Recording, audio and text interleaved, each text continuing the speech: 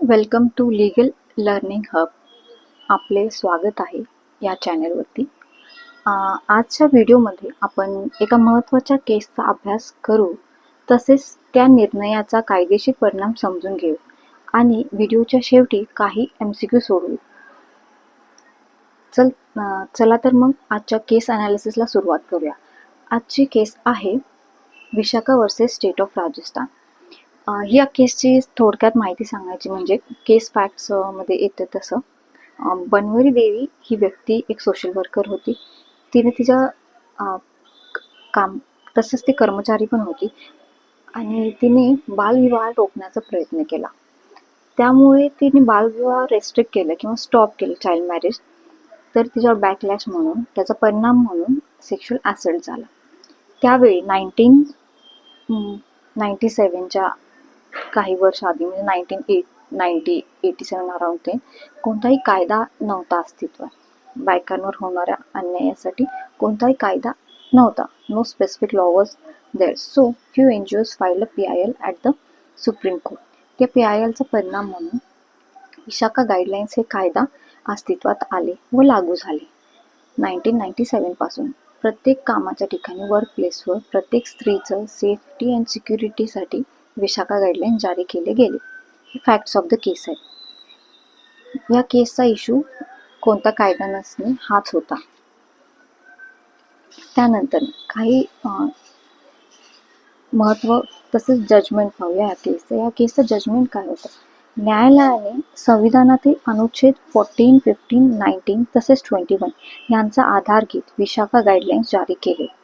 तसेच एक international लेवलचं convention ही refer केलं गेलं होतं विशाखा गाईडलाईन्स पूर्णपणे बनवण्यासाठी.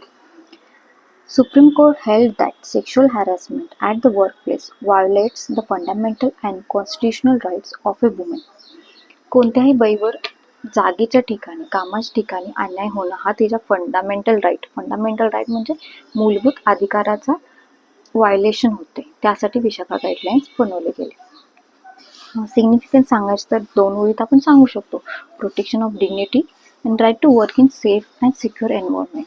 की आता बाईसाठी कामाच्या ठिकाणी प्रोटेक्शन ऑफ डिग्निटी तसंच सेफ अँड सिक्युअर वातावरण असणं खूप महत्त्वाचं आहे. चला तर काही आपण MCQ पाहूया. पहिला MCQ आहे, the case arose following the incident involving Bhanwari Devi. Bhanwari देवी हे नाव खूप अत्यंत महत्त्वाचं आहे केसचे संबंधित.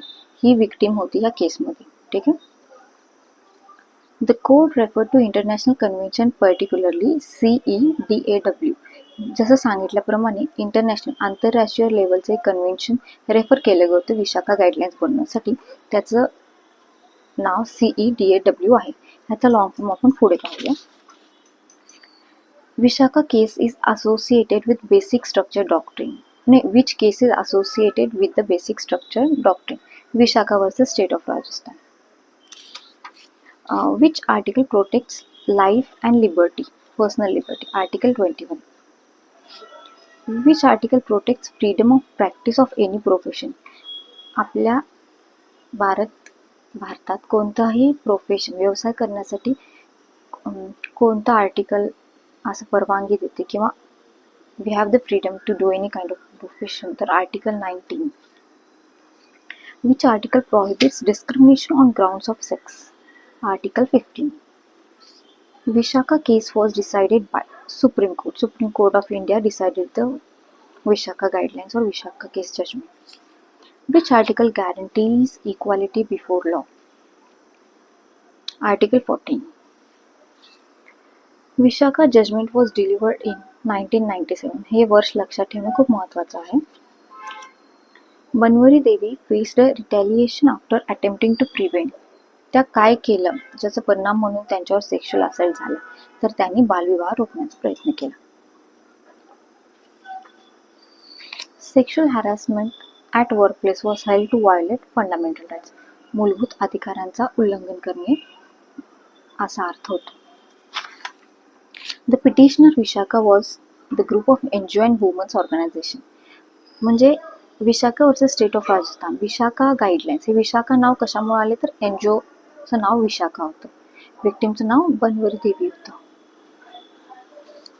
The Vishaka case primarily dealt with sexual harassment at workplace. Banwari Devi was working as social worker. Which case recognized workplace sexual harassment as a violation of fundamental rights? Vishaka versus State of Rajasthan. The most important legal principle emerging from Vishaka is workplace dignity is part of fundamental right. म्हणजे जागेच्या ठिकाणी, कामाच्या ठिकाणी एखाद्या बाईवर अन्याय होणं ते तिच्या मूलभूत अधिकारांचं उल्लंघन केल्यासारखं आहे. Workplace dignity is part of fundamental rights. Vishakha judgment eventually led to POSH act 2013. 1997 मध्ये विशाखा गाईडलाईन्स जारी केले गेले होते. त्यानंतर 16 वर्षानंतर त्याचं रूपांतर किंवा त्याच्या पुढचं असं एक ॲक्ट म्हणून पॉश ॲक्ट 2013 बनवले गेलं आणि ते लागूही झाले. ते विशाखा गाईडलाईन्सला रिप्लेस केले का हे आपण पुढच्या व्हिडिओमध्ये पाहू. आणि शेवटचा MCQ CEDAW stands for convention on the elimination of all forms of discrimination against women. चला केसबद्दल काही थोडेसे फन फॅक्ट्स मी सांगते. The guidelines remained in force for about 16 years until the POSH Act in 2013 was enacted. म्हणजे 2013ला जेव्हा posh act लागू झालं तोपर्यंत Vishakha guidelines सगळ्या जागे कामाच्या ठिकाणी जारी केले होते. This is one of the most cited gender justice judgment in India. The judgment is an example of judicial activism. Judicial activism we shall see in our next video with good explanation, examples and MCQs.